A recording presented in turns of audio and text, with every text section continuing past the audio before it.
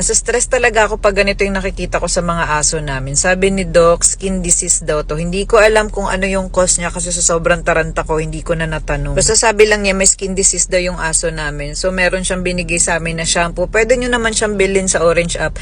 Pero mas mahal siya sa Orange App. Kaya sa kanya na lang kami bumili. Dun mismo sa clinic. Ang dami kong tinry, as in, ang dami kong tinry ng mga sabon, may cream, may pang spray pa. Pero no effect talaga. Hindi ko alam kung sa weather ba siya, sa tinutulugan. Kaso malinis naman yung tulugan nila, kahit yung higaan nila, araw-araw kami naglilinis. Etong shampoo na to, nakakapag-control siya ng condition, ng fungal, tsaka mga bacteria infection sa mga aso na. Madali lang siyang gamitin, guys. 5 minutes, ibababad mo siya sa katawan ng aso.